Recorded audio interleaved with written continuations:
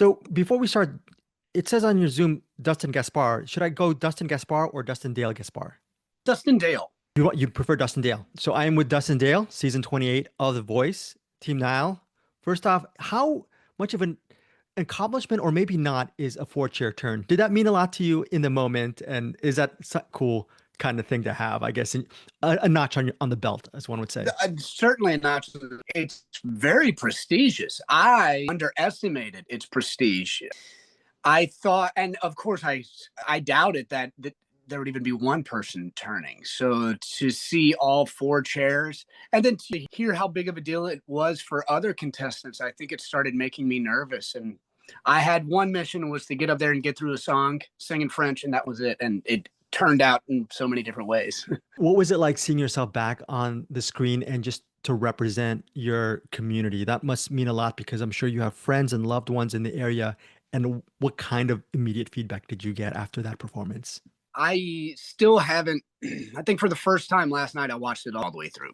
Just me, just to see. And it really started, it made the world so much bigger and so much smaller all at the same time that I was like, it's almost like someone has to hold my hand to walk through that.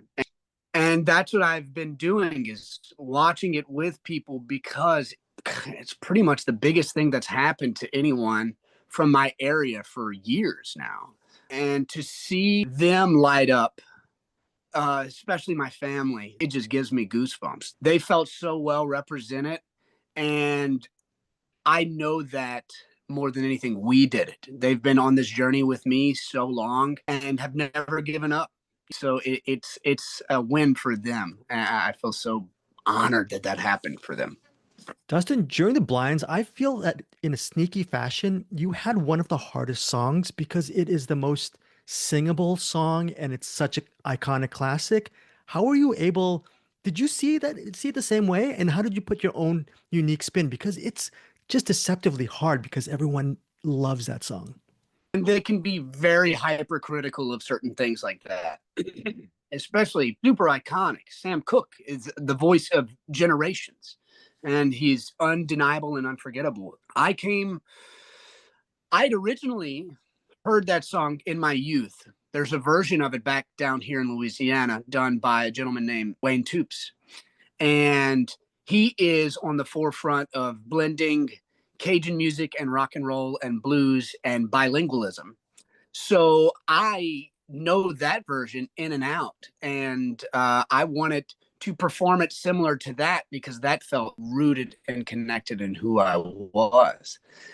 So when more than anything, I was certainly worried about not giving the version of Sam Cooke justice, but it would have been a harder fall to have heard, oh, wow, that was not nearly as good as the Wayne Toops version. That would have been the hardest hitting part for sure.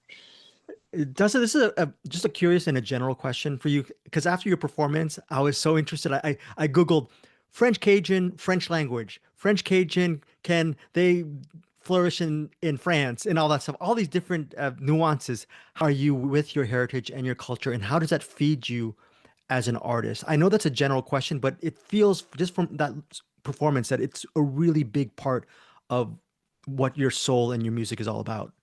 It's my goal and my legacy to remain who I am and help identify this journey as a Cajun person in the world.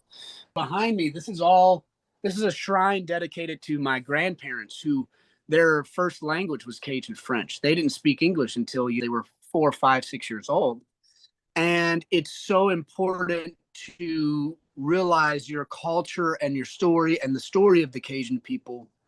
For me, it's not only a story of inspiration, but it's legitimately who I am. And the truest form of the American dream, which is exile and overcoming and discovering and building community and establishing something that's truly important. It's my Cajun community, my Cajun culture is the lifeblood of which I get to beat with. And so much so that I know that I need to continue it in my own way. And I want to inspire people to reconnect with their identity. On that point, Dustin, I was checking out your Instagram and one phrase really caught my attention, and I'd like you to, if you can, elaborate on what that means to you personally, since you wrote it, right? Quote, even Yeah. in my loss, I've won. Can you tell our listeners what that means for you? Because I think that's a very resonant and telling line. The doing things for the first time and doing them differently, you're taking a risk that will lose you a lot of opportunities. As far as I could take an easier path. I love country music. I could write your country hit tomorrow. I can go that direction. I love soul tunes, and I could cut my hair, polish myself up, and maybe try to get some R&B blues tracks out into the world too. My destiny is not that, and I've stayed true to my course, and in doing so I've lost so much. But the steps that I've made in this direction, I've gained the realest version of myself. I've gained and inspired people to discover the realest versions of themselves. And even though I've missed out on certain opportunities and I've had to sacrifice so much, because I believe that this is the kind of the dance with the divine that I've been given. And I wanted to stay true to that. So, loss and the gains, the road takes as much as it gives. I'm missing out on so much time with my family back home and just living the simple, real life that people go to. But my journey is to be the messenger of my people.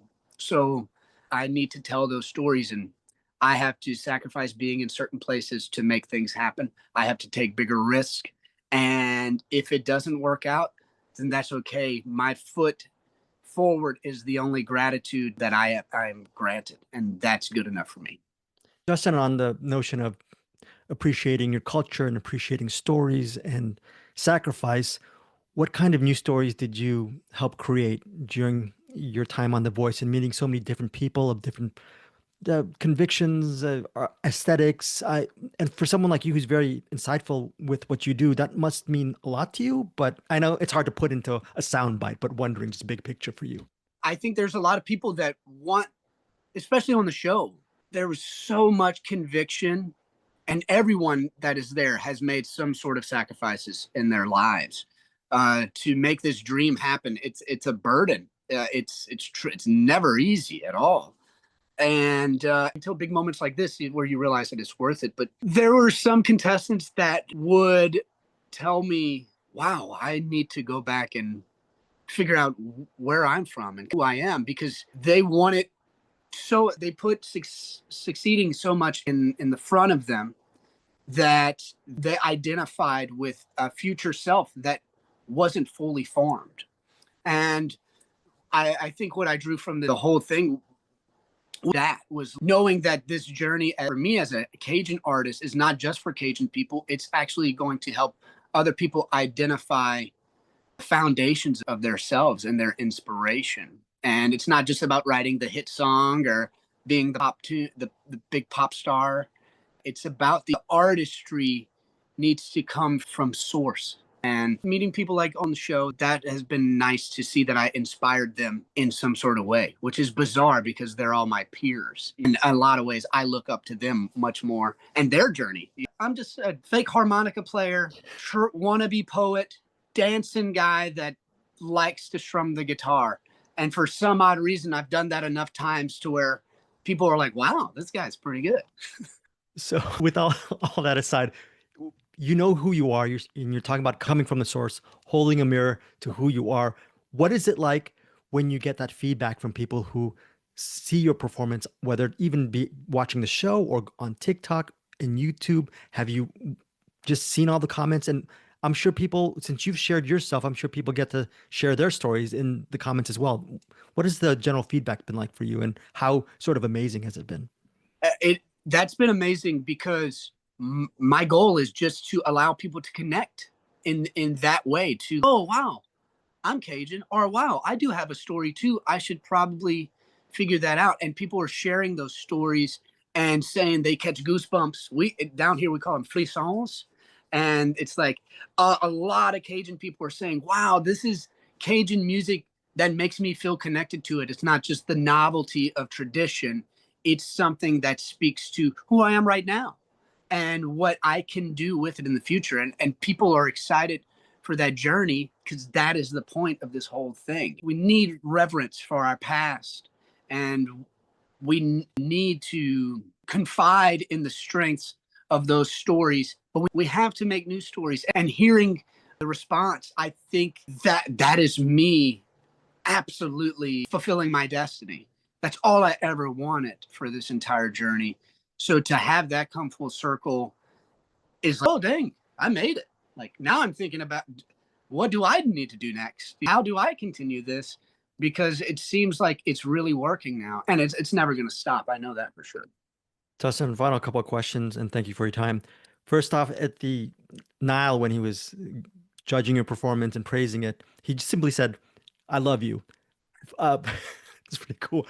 Do you love him back? And what would you love about being coached by him throughout your experience? I feel bad because that's like a girl's dream, right? To hear "I love you" from Niall Horan. That's hilarious. And it was really cool because I have so much, the Cajun people and the Irish people have so many similarities, and there's so much crossover.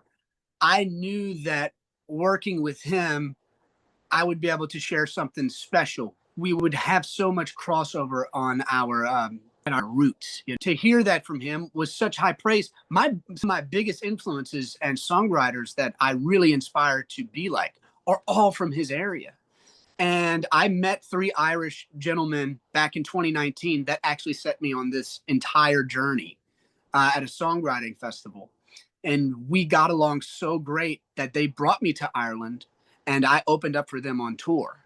And so in the audition, I say, having to go with my heart and go with my Irish brothers. And I felt connected to Nile in that way and knew that he'd be a great coach because I just know the Irish people are just incredible people. And Dustin, again, my final question to you is when did you realize you talked about your grandparents and stuff on your wall? When did you realize that you were ready to make that sacrifice and not hide yourself or monetize yourself and become some other person and whatnot? Because a lot of people go through their lives and they're pretty much their other person and they maybe go to the grave without really knowing who they are. Why did you realize that was an important step for you, that fork in the road, so to speak?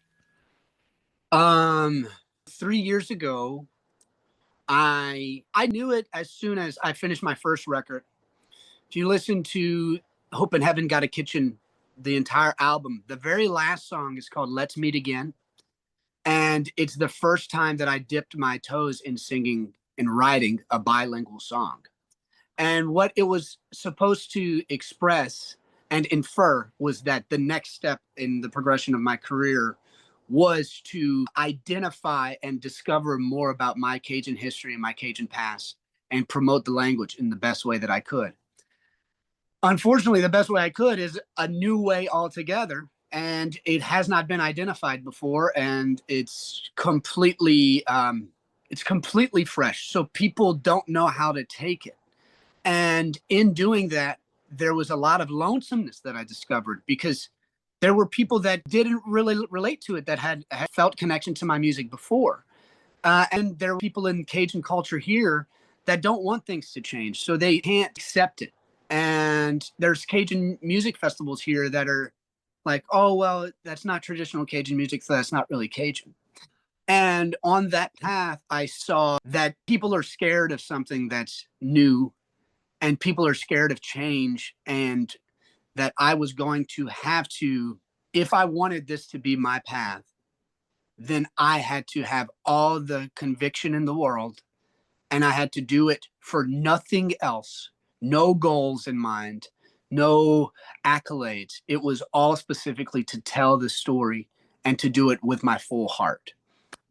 And so I traveled and I went to places that people wanted to hear this story, and I'm still doing that now and still looking for people to listen to that story. And I think it's proven to me I've seen the most success in my life from doing what I'm doing now, and that is sharing the Cajun language, Cajun story, working on bilingual, unique tunes that are soul blues, but they're also banjo-driven tunes. I knew seeing that come kind of periphery, I was excited to be able to open my eyes for a moment like this and say, wow, this worked. It was worth it. And all I had to do was think about my heart the whole time.